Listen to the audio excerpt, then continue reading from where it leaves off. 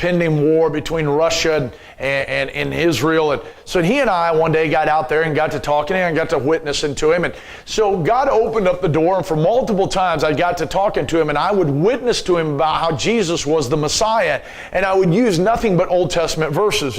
And what was interesting is I could get him to the thought of thinking about the Messiah being as Christ, and he would turn to me and he'd say, "And you think he was God?" And I said, "Absolutely, he was God." "Oh, no way. And you got to understand, to him as a Jew, to think that God could be down here on man's level is blasphemy to them. Okay? Now, I do understand their reasoning behind it. What I'm trying to explain to him is, no. He was God put inside of a human form to walk on this planet to die in your and I's place. And so he was on this planet with two natures, a heavenly, godly nature and an earthly man nature. And so therefore, what's interesting is he's not only a king, but he's a priest. And the word priest is a Latin word, literally means bridge builder. And do you understand that Jesus Christ is the only one in all of creation who understands what it means to build the bridge between fallen man and a holy God? He is the only one that can reach down and grab the hand of a fallen man, because he says, "Listen, I've been tempted in all points." In other words, I know what you're going through. As a high priest, I understand the issues that are placed on man. So he's able to reach down and grab your hand, yet without sin, grab your hand, but yet at the same time he looks up to God the Father and understands holiness and perfection and absolute justice. And so what happens is he reaches down, grabs your hand, reaches up to a holy God and grabs his hand, and he's the only one to bridge the gap and make the connection between fallen man and a holy God. Now, some point out that centaurs were despised in Greek mythology, and Messiah was despised and rejected of men. If you ever look at Isaiah 53 and verse 3, he is despised and rejected of men, a man of sorrows and acquainted with grief, and we hid, as it were, our faces from him. He was despised, and we esteemed him not. All right, this constellation may also point to the future. Christ comes back to the final battle against Antichrist riding on a white horse. He is the mighty prince who is destined to rule the earth. Right? When Jesus Christ comes back again, he's coming back to rule and to reign on this planet. And he's coming back on that white horse. And we know that he's going to kill the Antichrist at that point. So what I want you to see is this. This is the layout of the star configuration of Scorpio. And right over here on this end, you have a star which is Terra Bellum, which means earth war. And do you understand, we are destined for a battle where all of mankind is going to gather into a valley of Armageddon over there near the Golan Heights. And the audacity of man is he is thinking he's going to fight with God. And he's actually coming to battle the King of Kings and the Lord of Lords. I mean, if there's ever been an asinine thought or an idea, it's that man, puny little man, thinks he has came so far in his technology and his brilliance that he can actually take on God. And that's what's going to happen. There's going to be an earth war. That's why in Revelation 19:11 it says, "And I saw heaven open, and behold, a white horse, and he that sat upon him was called Faithful and True, and in righteousness doeth he judge and make war." And it goes on in verse 19, and he says, "And I saw the beast," the Antichrist, "and the kings of the earth and their armies gathered together to make war with him that sat on the horse." That's what I was talking about. The idea that, hey, you know, we as man, we've advanced pretty much here. We've been able to figure out how to fight with God. And he says, and against his armies. And the beast was taken, and with him the false prophet that wrought miracles before him, with which he deceived them that had received the mark of the beast, and them that worshipped his image. These both were cast alive into the lake of fire with brimstone. All right? So there's going to be an earth war that's coming. And as I said, Revelation 14 talks about that same thing, where the blood will come up to the horse's bridle. Isaiah 63 talks about somebody coming and talking to Jesus about where you been. He said, I've been pressing the grapes or the wine press alone. That's why his legs look like the color of burnt brass. They're red in color. But then there is another star called Nuki, which its meaning is the Prince of the Earth. Listen, Jesus Christ is coming back as King of Kings and Lord of Lords. He's coming back. Isaiah talks about how the government's going to be up on his shoulder. All right? The Prince of Peace. He's coming back to this earth as the Prince of this earth. But there's another name in the Acadian, which means prominent. Right? Now, Colossians, Colossians. Now, we're talking about being prominent. Jesus Christ, the prominent one. Now, Colossians 1, 15 through 19 says, who is the image of the invisible God, the firstborn of every creature? By him were all things created that are in heaven and that are in earth, visible and invisible, whether they be thrones or dominions or principalities or powers. All things were created by him and for him, and he is before all things. You see that? Prominent. And by him all things consist. He is the head of the body, the church, who is the beginning of the firstborn from the dead, that in all things he might have preeminence. For it pleased the Father that he should, I'm sorry, there's a glare on my deal here. For it pleased the Father that in him should all the fullness dwell. Now, when we talk about Jesus being the Prince of the earth, the prominent one, understand that everywhere we can study, you go to Revelation 4 and 5, he is in the midst. He is the center. He is the attention of focus. You know, you ever hear somebody say, well, when I get to heaven, I'm going to ask my grandma, and I'm going to go see so-and-so, and I can't wait to talk. No. Let me tell you, when you finally get to heaven, when you finally get up there and get to see what's going on, your attention, your focus will be on the center of the throne where Jesus Christ is sitting, and that all nations and tongues and people alike will be hitting the deck, placing their face on the floor, and their focus and their attention is the one who is in the midst of the throne, the one who is in the center of it all. And guys, one of the things that I encourage our church to do every single week that we meet at Kelly Harbin, we walk into that building, and what our attention needs to be is making him the prominent one, making him the focus and the center of attention, which means every song that we sing ought to be sung with him being the focus. Every praise that we give ought to be given with him as the focus. Every sermon we preach ought to be with him as the focus. The Sagittarius is the one who's sitting on the throne, the two-natured creature, who is the prominent one, the one who is that all things are created and existed for. Now, when you cross-reference the book of Colossians with the book of Philippians, you'll find out in Philippians 2:9, it says, wherefore God, now if you read before Philippians 2:9, you'll come to understand that he humbled himself onto the death of the cross. And then you look at verse 9, he says, wherefore, in other words, because he did all that, God also hath highly exalted him and given him a name which is above every name. Okay?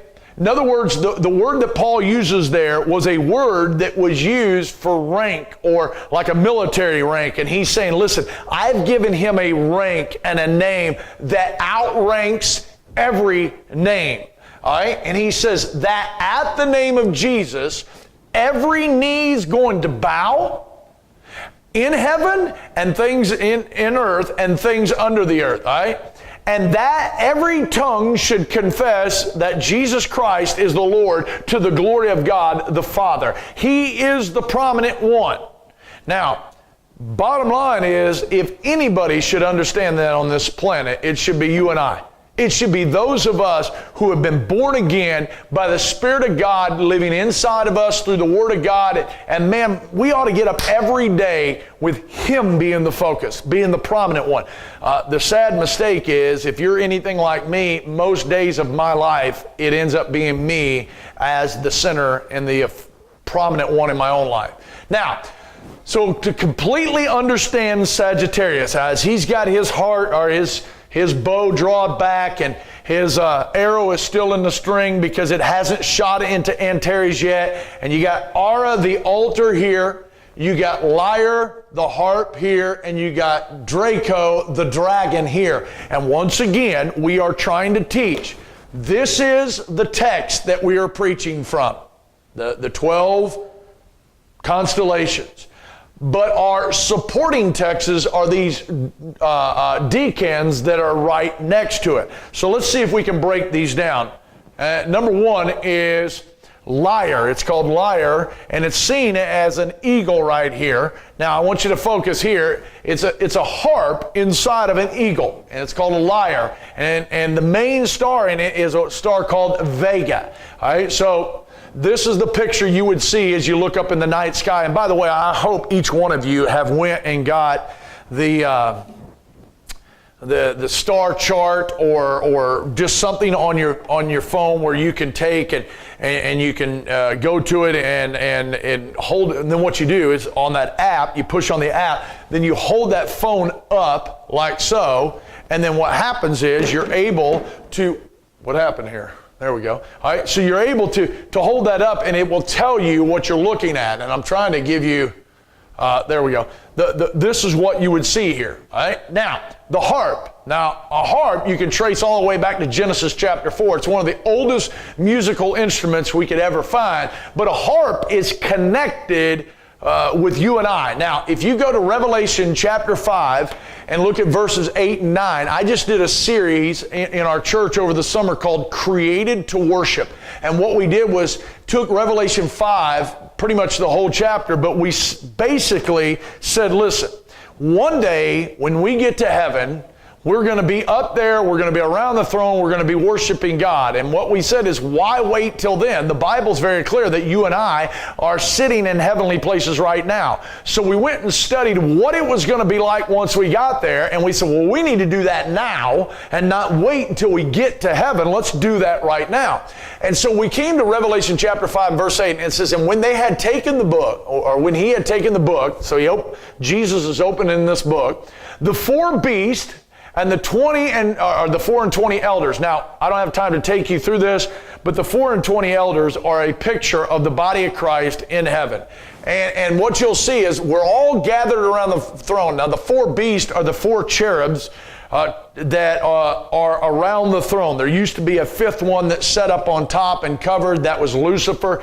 But when you read chapter 4 of Revelation, when you see Ezekiel, you will see these 4 faces on these cherub: an ox, an eagle, a man, and a lion. These are the 4 beasts he's talking about. And so here we are gathered around the throne, and it says, and every one of them having harps. Okay, so every one of us, when we get there, are going to have multiple things. One, we're going to have a harp, and then he said golden vials full of odors, which are the prayers of the saints. Now think about this. You're going to get to heaven, and you're going to have a container. And inside of that container is the prayers that you have prayed.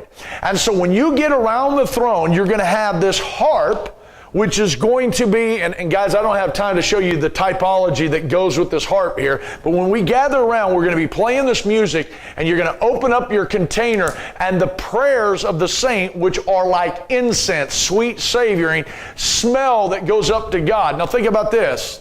How many prayers you got in your bottle? I mean, think about that. If he's collecting that according to what we're reading, then we got to wonder, man, I wonder how much of that stuff I've got actually in here, and how much of my prayers that he's going to open up. I've often wondered, does it replay? Does it re-say what I said? Because a lot of my prayers have been self-involved in my life instead of being focused on the prominent one. Now notice, and they sung a new song saying, Thou art worthy to take the book and to open the seals thereof. For thou wast slain and hast redeemed us to God by the blood, every kindred and tongue and people and nation. Now, that's the harp. It's all about praising God. Now remember, when Jesus finally pulls back on that bow and takes it out, we're in Revelation going to be praising him for that. Then the other one is Ara, the overturned altar. Now, guys, I've talked about this before. We talked about how Ara is a picture of Scorpio, the perverse one, the Antichrist, knocking it over because he's going into the newly built temple and causing the world to worship him, and he's overturning the altar. However, there's more significance to it. Number one, it's got this fire. Now, what some astronomers have pointed out, especially Christian astronomers, is those of us in the northern hemisphere cannot see the flames of the fire because of how low it is in the sky. Now, it's interesting that the fires point out into outer darkness down below us, and how maybe this is a picture of the lake of fire and where its direction is. And I'm stuttering here a little bit because we teach a lesson on this in our church about the two different lakes of fire. There is a lake of fire that will be on this planet during the 1,000-year reign, and then there is the lake of fire that will be off of this planet throughout all of eternity. And at some other time, maybe I'll teach that and throw that out there. But so when we look at this altar, we think about the judgment of God, guys. The altar is where the sacrifice is made, and that when you reject the sacrifice that Jesus Christ made for you, then the only other option is for you to be sacrificed in the fire. And that's what we know is going to happen. And we know in Revelation 20, verse 10, he says, and the devil that deceived them, this is after the 1,000-year reign, was cast into the lake of fire. That's why I said there's another one called a lake of fire, and there's a reason God changes his verbiage. Cast into the lake of fire and brimstone, where the beast and the false prophets are, and shall be tormented day and night forever and ever.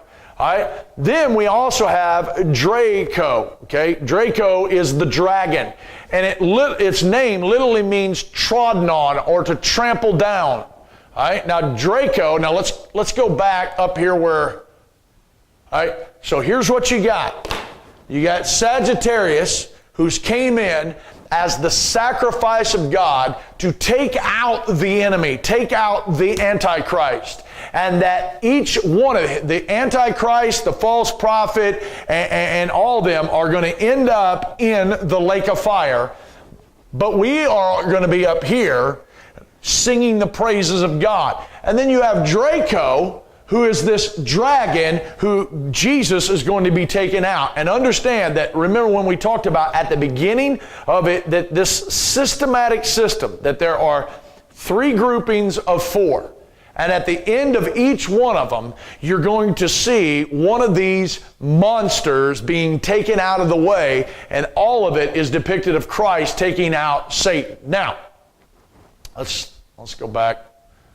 There we go, trodden on. All right, so this word trodden on, that is the name for Draco, is used in Psalms 91, verses 10 through 13. There shall be no evil befall thee, neither shall any plague come nigh thy dwelling. For he shall give his angels charge over thee, this is talking about Christ now, to keep thee in all thy ways. They shall bear thee up in their hands, lest thou dash thy foot against a stone. The reason I'm bringing this out is I think it's very interesting that Drago the dragon, who is a picture of Satan himself, Satan comes along when Jesus is out in the wilderness, and he's been fasting for 40 days, and he comes around, and Satan quotes this psalm He quotes it wrong, but he quotes this psalm directly to Jesus Christ. And so we know that this psalm is directed straight to Christ, and he says, thou shalt tread upon the lion and the adder. Isn't it interesting that Satan, that old dragon, that old serpent, is seen as two things in the Scriptures, not only as an adder or a snake,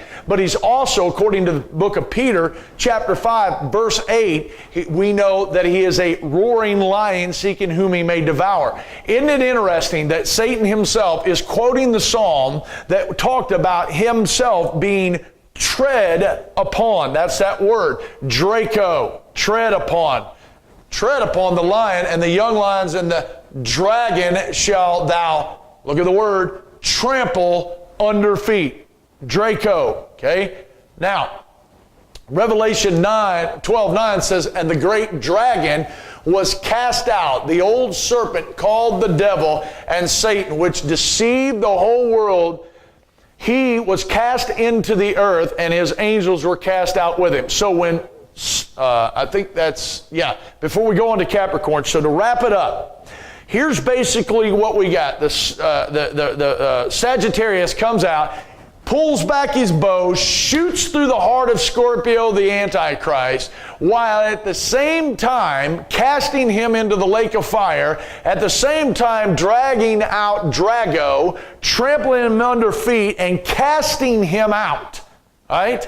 Now, we know that the whole picture is of Jesus Christ, not only the work of Calvary, but the work of the second coming at the Battle of Armageddon, and at the end of it all, where he gets rid of him and casts him in the lake of fire. Now, let's go back. Let's rethink this. Here's Abraham. Abraham, what's your problem? Well, I'm down and out. I don't even have a seed. All right, come out. Come outside. Look up. Okay, so he looks up. What do you got? Tell the stars. Tell me what they're saying there, Abraham. Okay, we got a virgin. She's going to come forth. And she's going to bring forth Zerah, the seed, the sent one, the second person of the Trinity, the beautiful branch, the desired Lord that's going to come, and he's going to be sent to this earth. And he's coming here to die for man's sin. He's going to come to redeem, to get the price, to tilt back in our favor. And the reason he's doing that is because you and I have an enemy, the great deceiver, Satan.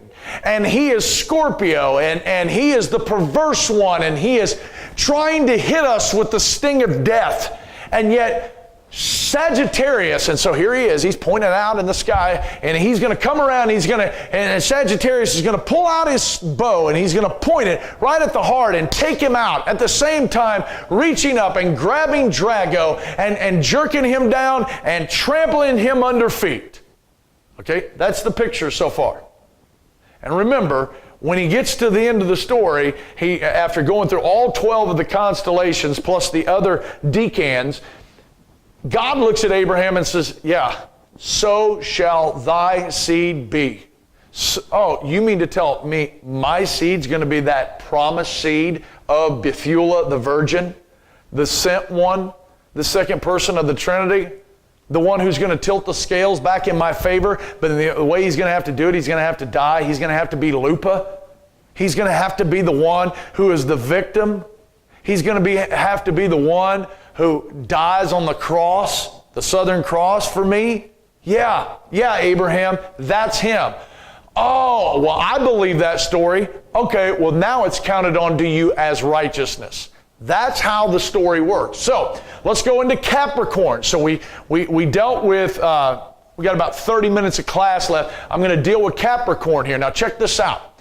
Capricorn is a really cool one, all right? And what you see if you look up in the night sky is obviously this area here. A better rendering of it is this head and upper body of a goat, the bottom of kind of like a mermaid. And the word Capricorn is literally sea goat.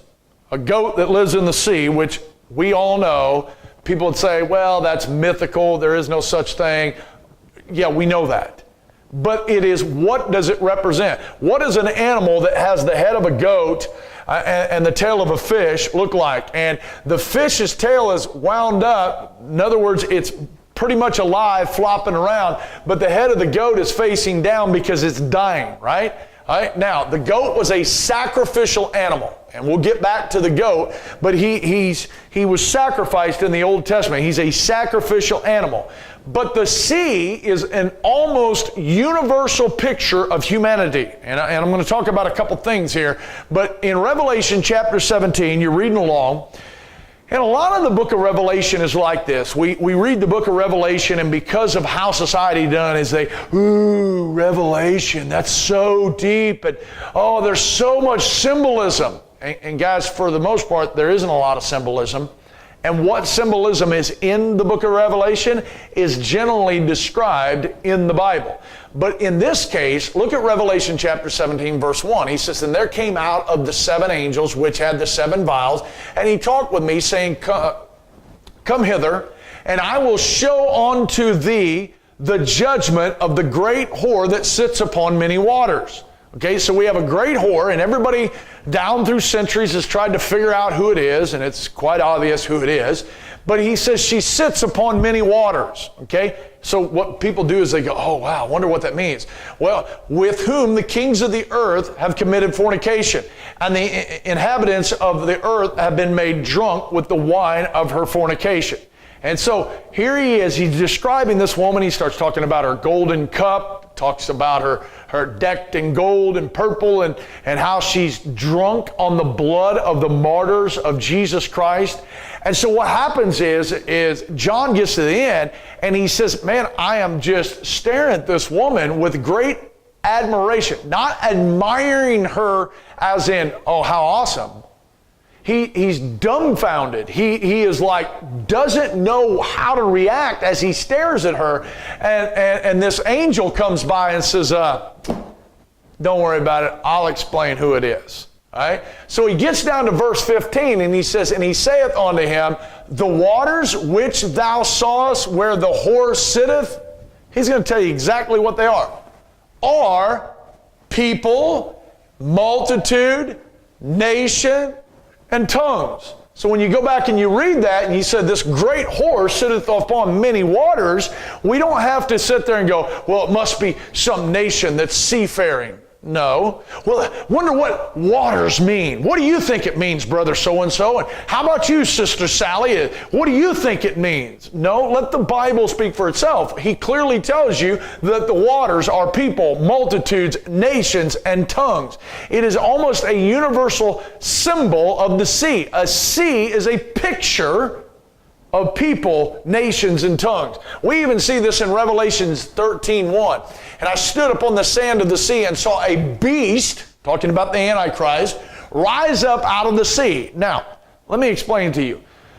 The Antichrist, when he comes onto the scene, is not going to actually come up out of the water on the beaches of Tel Aviv. That's not how this is going to work. Okay? When he talks about how the beast who rises up out of the sea, he's going to rise up out of peoples, multitude, nations, and tongues. And guys, you can go in and study chapter 13, verse 1, and notice that he is going to be a composite beast. He's going to be an Assyrian Jew. He's going to have background from Egypt, and there's going to be all these nationalities that are going to be involved in, because he's going to be from many peoples, nations, and tongues. All right? And so that's what the word sea means. Now, in the line with the picture presented in this constellation, as well as many passages in the Bible, Jesus refers to himself as the Son of Man. In other words, he is part of humanity. Remember when I was talking about the centaur, how he was half God, or 100% God, but yet he was 100% man? He was of two natures. Same thing again. Here is Jesus Christ, who is, yes, he is from heaven. Yes, he is God. But yet he is also in the flesh, and he is of this world, and he came here to be born of this world, to die for this world. Okay? He came to this planet to be born as a man so he could die as a man. And so when he talks about the sea goat, it's because he's not just some extraterrestrial goat, he's of this world. Now, before I get onto that, let me address some things in the book you're reading. So Ken Fleming is addressing this, and he makes a lot of references to fish with the sea goat. And what he does is where we have talked about the sea goat, the sea picturing many nations and tongues, and the goat being a sacrificial animal, and that Jesus Christ came to this earth to be the supreme sacrifice, and he was of this world, he was born into this world. That's the picture we're showing. Ken, in his book, starts making a lot of references to fish. Okay, well, let me go ahead and say I disagree with some of that. And first of all, he makes the comment multiple times that the fish is a symbol of early Christianity. I couldn't disagree with that more. The fish was a pagan symbol of Dagon, the fish god, that was brought into the church in the 3rd century through all the paganism that was brought in through the false conversion of Constantine. So when Constantine comes in and he says basically, hey, I've been saved. How'd you get saved? Well, I saw this, this star formation or this sign in the heavens, and I trusted Christ because he said, by this sign I will conquer. And so he supposedly gets saved, even though that's not a New Testament way of being saved.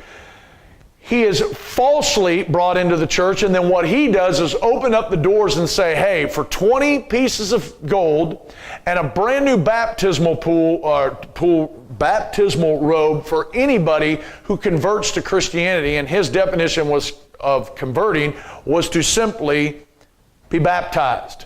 All right? So what happened was, in the first year alone, in the church had 12,000 just men, counting the men, not counting women or children, enter into the church. 12,000 in the first year. So if you take the women and the children, what they basically did is you had 20 to 30,000 people enter into the church the first year, and what they did was brought in their paganism. And the way that they worshiped Dagon, the fish god, if you go and look at the Pope's hat and what he wears, it's based off of Dagon, the fish god. You can go in and prove this multiple places. And so the only reference that Jesus ever makes a connection to the church and a fish is when he sees the disciples who are fishing. He says, drop your nets, follow me, I'll make you fishers of men. You say, well, how does that not connect to the church? It does, in the way of this, that the sea, being many people, nations, and tongues, he's saying, listen, you want to fish?